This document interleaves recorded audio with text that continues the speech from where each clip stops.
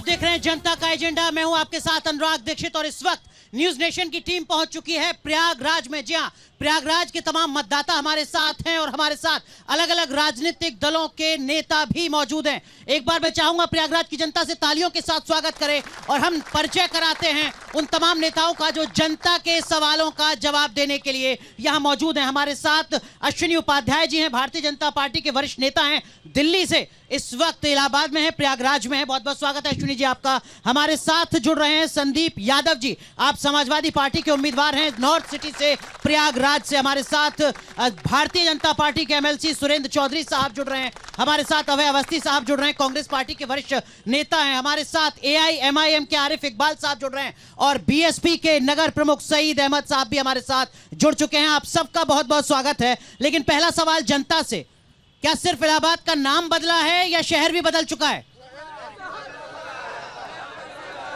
ठीक है, एक एक करके 5 साल पहले शहर कुछ और था और आज विकास की गंगा, कोई ऐसा रोड नहीं कि जो चौड़ा नहीं हो गया और यातायात की पूरी सुविधा। पूरे प्रयागराज के बिगड़ सरकार ने 11 फ्लाईओवर दे करके पूरा प्रयागराज महानगर की पूरा सीमा विस्तार किया। बहुत काम हुआ। पीछे कुछ कह रहे हैं, बताइए। सर देखिए, ये मर्सिडीज से चलने वाले लोग हैं, इन्हें कुछ नहीं पता। सस्पेंशन इनका ऊंचा है, गड्ढों से पटा पूरा। स्मार्ट सिटी में क्या सुबतिया बात करने का नहीं आता क्या? भारतीय जनता पार्टी के प्रवक्ता जी से मैं बस 5 साल में इन्होंने 5 काम क्या किया बस बता दे, दिल पे हाथ रख के 5 काम। ठीक है। पहले जो भारतीय जनता पार्टी के नेता हैं प्रयागराज से, वो जरा बताएं 5 काम इलाहाबाद को बदलने के लिए। बताइए जरा 5 काम नेता को बताने दीजिए। 5 काम विधायक जी। सबसे पहले मैं यह बताना चाहता हूं कि इन्होंने 5 नहीं, मैं सैकड़ों के तत्व सहित लेकर आया हूं कि आप पढ़ नहीं पाएंगे। मैं बता रहा हूं, क्यों इतने जल्दी है? बता रहा हूं, सुनो तो पहले। पहला काम आप देखिए, जो यह बता रहे हैं, ये झूसी से निकलते होंगे सिविल लाइन, चौड़ी सड़कें, कितनी फ्लाईओवर, 24 घंटा बिजली, किसान सम्मान निधि। नहीं, प्रयागराज के लिए 5 काम, पूरे यूपी के नहीं, प्रयागराज के 5 काम। ऑक्सीजन के 5 प्लांट, 5 ऑक्सीजन के प्लांट, चौड़ी सड़कें, कुंभ नगरी में फ्लाईओवर, पीछे जाइए, अपराध मुक्त इलाहाबाद। ऐसे नहीं, पीछे जाइए। ठीक है। इस तरीके की नहीं, पीछे जाइए। आप लोग उधर चलिए। पीछे ऐसे चर्चा नहीं हो पाएगी। ऐसे चौड़ी सड़कें, फ्लाईओवर। जी। बताइए 5 काम प्रयागराज के। अरे भाई सुनिए, ऐसे मत करिए भैया, इस तरीके काम नहीं। 5 काम प्रयागराज के, जल्दी से बता दीजिए। मैं बता रहा हूँ, चौड़ी सड़कें, प्रयागराज का नाम मत बर्बाद करिए, अपराध मुक्त प्रयागराज का नाम मत बर्बाद करिए। ऑक्सीजन प्लांट, कई विद्यालय, हॉस्पिटल आपको बनके तैयार। ठीक है। ट्रामा सेंटर स्वरूप रानी। ठीक है। जरा एक बात बताइए, योगी आदित्यनाथ ने आज चुनावी रैली में कहा कि समाजवादी पार्टी की जब सपा की सरकार थी तो ये नारा था कि जो जमीन खाली है वो प्लॉट हमारा है। 2022 में कैसे लोगों को भरोसा दिलाएंगे कि ऐसा हमारा नारा नहीं था? देखिए, भारतीय जनता पार्टी के पास इस समय बताने के लिए कुछ है नहीं। जब वो काम गिनाने के लिए कुछ है नहीं, तो मुख्यमंत्री महोदय के पास जब काम गिनाने के लिए कुछ नहीं है, तो आम जनता का कहीं ना कहीं ध्यान भटकाना चाहते हैं। आप सवाल, जब यहाँ पर हम लोग इलाहाबाद की धरती पर अगर यहाँ पर आप डिबेट करने के लिए आए हैं, तो सवाल मेरा मानना करके इलाहाबाद से जुड़ा हुआ करेंगे तो ज्यादा बेटर होगा। प्लॉट से और योगी जी के बयान से तो मैंने शुरू किया। योगी जी के आने वाला हूं मैं अतीक अहमद पर। मैं कह रहा हूं, आप तो, मैं जान रहा हूं कि आप क्या मुद्दा लेकर के आए हैं। नहीं, आप तो ये पहले से माइंड मेकअप करके आए हैं। आप तो पहले ही कह दिए। देखिए आपकी मानसिकता पहले से समझ में आ गई कि आप पहले से माइंड मेकअप करके पूरा रिकॉर्ड करके आए हैं कि मुझे कहां से पूछना है। देखिए, सवाल उसका नहीं है। आज आप अतीक अहमद के बारे में पूछिए, कहीं से पूछे, मैं जवाब देने के लिए आया हूं। लेकिन अतीक अहमद के बारे में जवाब देने के लिए मैं ऑथेंटिक नहीं हूं, वो मेरी पार्टी में नहीं है। ठीक है। आप अतीक अहमद से जाकर के पूछेंगे, समाजवादी पार्टी के प्रवक्ता से आप पूछ करके कहलाना क्या चाहते हैं? जब आप समाजवादी पार्टी के मैं प्रत्याशी हूं शहर उत्तरी विधानसभा का, आप मुझे यहाँ पूछे लेकिन सवाल अगर आप पहले से लेकर के आएंगे, नहीं पहले तो देखिए आप हमें ईमानदार पत्रकार लग रहे हैं, आप मुझे ईमानदार पत्रकार लग रहे हैं, आप किस मुद्दे पर चुनाव लड़ रहे हैं? आप ईमानदार पत्रकार लग रहे हैं मुझे। देखिए मैं जो देख रहा हूँ आप पहले से माइंड मेकअप करके आए, आप पहले इनके पास कोई मुद्दा नहीं है, कोई मुद्दा नहीं इनके पास। मेरा मुद्दा कहता रहा हूँ, मैं कहता रहा हूँ, देखिए जिस विधानसभा में आप यहाँ पर खड़े हैं, यहाँ पर डिबेट हो रही है, ये एशिया की सबसे पढ़ी लिखी विधानसभा है, उत्तरी विधानसभा, जहाँ इलाहाबाद विश्वविद्यालय जो पूरब का ऑक्सफोर्ड कहा जाता है, जहाँ इलाहाबाद हाईकोर्ट है, जहाँ शिक्षा निदेशालय, मुद्दा यही है कि यहाँ की जो पहचान है उसको पहचान को खत्म करने का काम अगर किसी ने किया, भारतीय जनता पार्टी किया। गंगा यमुना इलाहाबाद, गंगा यमुना साहित्य और सियासत की नगरी इलाहाबाद है। इलाहाबाद की पहचान को खोने का काम इन लोगों ने यहाँ की संस्कृति को खत्म करने का काम किया। ये तो इलाहाबाद है, ठीक है, हो गई बात। अभय अवस्थी साहब, ये तो वो प्रयागराज है जो नेहरू के नाम से जाना जाता था, जो कांग्रेस का गढ़ था। कांग्रेस पार्टी अब कहाँ है प्रयागराज में, बताइए जरा संक्षेप। कांग्रेस पार्टी इलाहाबादियों के हृदय में है। पर वो नतीजों में क्यों नहीं दिखती है? नतीजों की चिंता अगर कांग्रेस पार्टी करती तो यादव सम्मेलन, ठाकुर सम्मेलन, मुसलमान सम्मेलन, मल्लाह सम्मेलन करती। हम वो लोग नहीं हैं, हम गांधी और नेहरू के लोग हैं। हम इस देश को एकता के सूत्र में बांधकर देश को विश्व पटल पर ऊंचाई पर ले जाने वाले लोग हैं। और हो क्या रहा है, गजब का जादू चल रहा है इस वक्त। जो लड़का 12वीं पास करके इंटर में दाखिला लेगा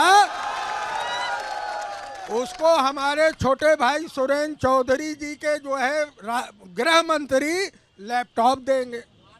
कौन सा देश बना रहे हो भाई? ठीक है, लेकिन अश्विनी उपाध्याय साहब, जो मुद्दा है यूपी चुनाव का, वो विकास, महंगाई, रोजगार, इनसे इतर बीजेपी कुछ और मुद्दों पर सेट करने की कोशिश कर रही है। नहीं पता उसमें कितना सफल हो पाएगी या नहीं हो पाएगी। इस वक्त जो बड़ा मुद्दा बीजेपी का है वो ये सवाल कि आतंकियों के साथ कौन है और आतंकियों को फांसी की सजा दिलवा कौन रहा है।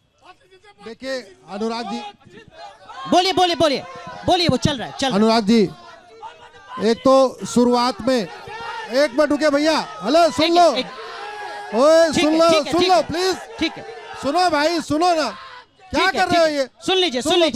सुन लीजिए। पहली बात तो मैं माफी मांगता हूँ, शुरुआत में आपको व्यवधान आया। ये प्रयागराज की धरती पे बहुत प्रयागराज के धरती पे हेल्दी डिस्कशन होता है, तो बीच में सुविधा हुई, मैं माफी मांगता हूँ।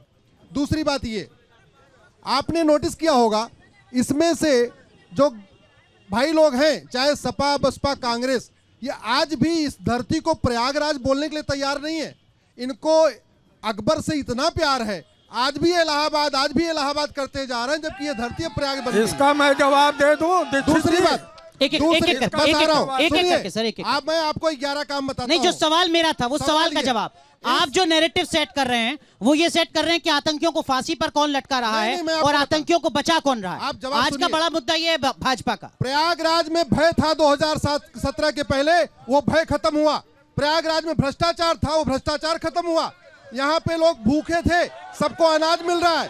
सबसे बड़ी बात ये, एक बार सुन लो भाई, यहाँ के 2017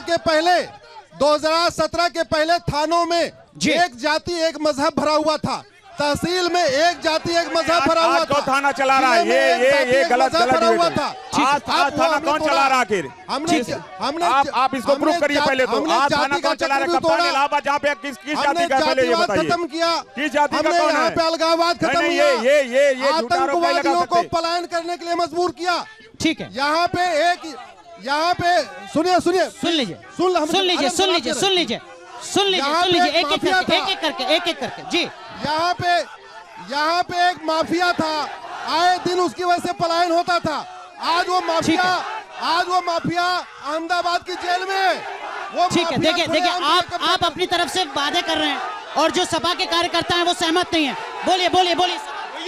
भैया भाई, सवाल ये है कि बुलडोजर क्यों एक जाति और धर्म के लोगों के ऊपर? ठीक है, बुलडोजर बाबा एक धर्म जाति के लिए 25,000 का इनामी बदमाश जौनपुर में घूम रहा है धनंजय सिंह, उसको भाजपा नहीं जेल पहुंचा। ठीक है। इनके राज में हथरस में जिंदा लड़की को बलात्कार करके जला देते। ठीक है, सवाल। जी भैया, अभी हाल में बेरोजगारों के ऊपर लाठियां चार्ज हुई, रोजगार के मुद्दे में हम लोगों को क्या मिला? रोजगार। ठीक है एक और सवाल। इस तरीके से हमारे भाजपा के प्रवक्ता महोदय ने पूछा है, आज गुजरात में 23,000 करोड़ का घोटाला हुआ, ये कहाँ? हो गया। एक एक करके मैं आप लोगों के पास आऊंगा। सवाल भाजपा से है, एक जवाब मैं लेता हूं, फिर मैं आपके पास आऊंगा। नहीं आप बैठिए, प्लीज बैठिए। ठीक है अश्विनी उपाध्याय जी, देखिए आप भरोसा दिला रहे थे कि लॉ एंड ऑर्डर के स्तर पर हालात सुधर चुके हैं। ये जो तमाम लोग हैं, जिनमें ज्यादातर समाजवादी पार्टी के कार्यकर्ता भी हैं, वो आपको नजीर पेश कर रहे हैं, वो उदाहरण बता रहे हैं, वो हाथरस बता रहे हैं, वो और लॉ एंड ऑर्डर के ऐसे मुद्दे बता रहे हैं जिससे साख पर सवाल खड़ा हो रहा है। देखिए मैं आपको बताऊं, प्रयागराज की धरती पे कोई भी सच्चा प्रयागराजवासी कभी व्यवधान नहीं करेगा, सच्चा प्रयागराजवासी डिस्टर्ब क्रिएट नहीं करेगा, ये मैं गारंटी। ठीक है, लेकिन लॉ एंड ऑर्डर जो आपकी सबसे बड़ी उपलब्धि है, लॉ एंड ऑर्डर, उस पे कैसे जवाब देंगे? लॉ एंड ऑर्डर की स्थिति ये है, यहाँ का सबसे बड़ा माफिया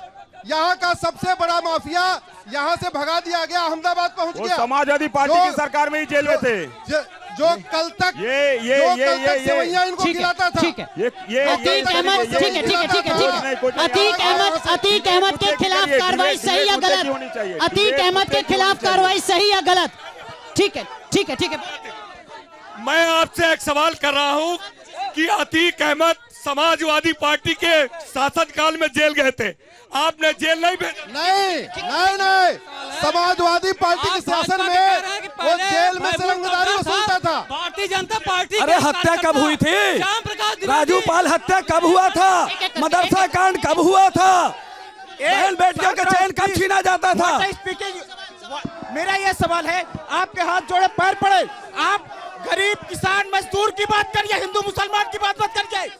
इसको कांग्रेस से सवाल, मेरा कांग्रेस से सवाल है, ये नेहरू, एक सेकंड, ये नेहरू की धरती है, जवाहरलाल नेहरू की। आप आज तक राहुल गांधी और प्रियंका गांधी हाई कोर्ट में नहीं आए, जबकि जवाहरलाल नेहरू और मोतीलाल नेहरू के नाम। ठीक है अलग ठीक है आपसे सवाल होगा, मैं आऊंगा आप लोगों के पास भी। जरा बाकी दल के नेता भी यहाँ पर हैं, पीछे हटिए। ठीक है पीछे हटिए। यही सपा के गुंडे लोग हैं, यही गुंडाई करना चाहते हैं। ये बताइए आप यहाँ पर किसकी बी टीम के तौर पर काम कर रहे हैं? सर हम लोग में किसकी बी टीम है? क्या बी टीम किसकी है प्रयागराज में? सर किसी की हम लोग बी टीम नहीं है, हम लोगों ने महाराष्ट्र बिहार सब जगह प्रूफ करके आपको दिखा दिया। इलेक्शन कमीशन ऑफ इंडिया में हम रजिस्टर्ड है, हमारे चुनाव लड़ने से सेकुलर पार्टियों को दिक्कत होती है, जबकि सारी पार्टियां चुनाव लड़ रही है। भारतीय जनता पार्टी के सहयोगी जो दल है उत्तर प्रदेश में इन्हीं के खिलाफ लड़ रहे हैं, वीआईपी पार्टी इनके खिलाफ लड़ रही है, आम आदमी लड़ रही है, जन अधिकार लड़ रहा है, सारी पार्टियां लड़ रही है। हम लोगों ने बिहार में लिमिटेड सीटों को लड़कर 5-5 एमएलए बना के दिखाया, और उत्तर प्रदेश में जब आप ही का चैनल हमसे सवाल किया था कि 100 सीट पर क्यों लड़ रहे हो, आज हम तीसरा मोर्चा 403 सीटों पर चुनाव लड़ रहे हैं। वोट कटवा नहीं है किसी, वोट कटवा नहीं है। बिहार में हम लोगों ने 19 सीट लड़कर, अगर वोट कटवा होते तो 243 बिहार के असेंबली की सारी सीटों पर चुनाव लड़े। बीएसपी के नेता हैं यहाँ पर। सर जरा एक सवाल मेरा सुन लीजिए आप। बोलिए, आप सुन लीजिए। बोलिए। बड़ा सम्मानित चैनल है, बहुत अच्छा करो आप। हम सामाजिक, राजनीतिक और आर्थिक इस तरह की गुंडाई का हम बाइकाट करते हैं, और आज आपके इस कार्यक्रम का भी बाइकाट करते हैं। हम ऐसी व्यवस्था में नहीं बात कर पाते। ठीक है, मेरा सवाल जो है वो सुन लीजिए।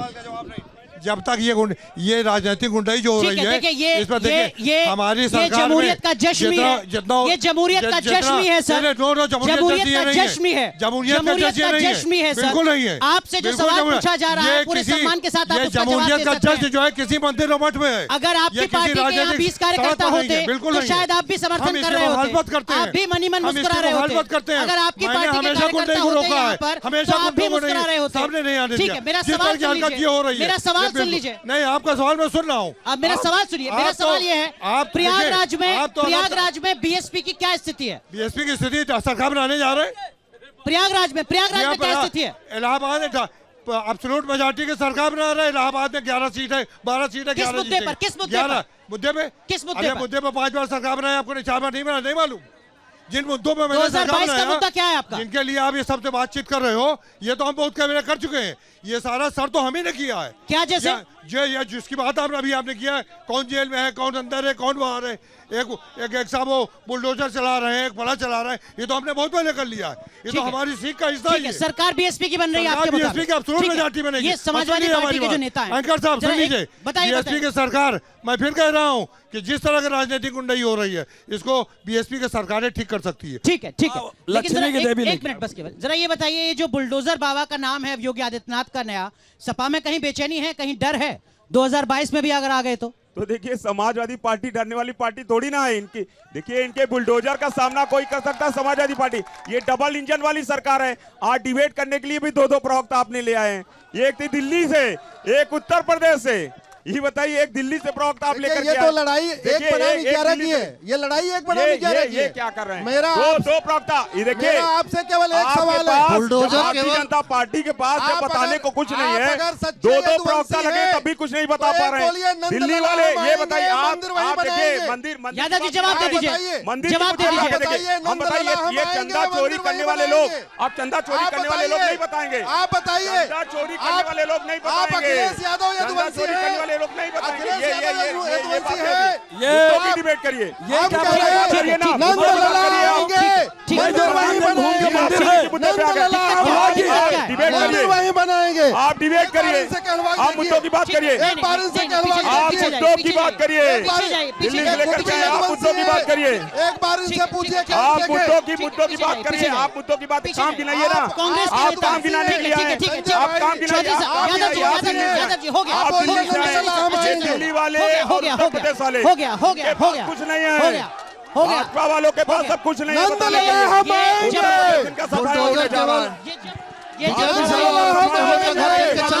ये जब लड़ाई अयोध्या आप बताइए।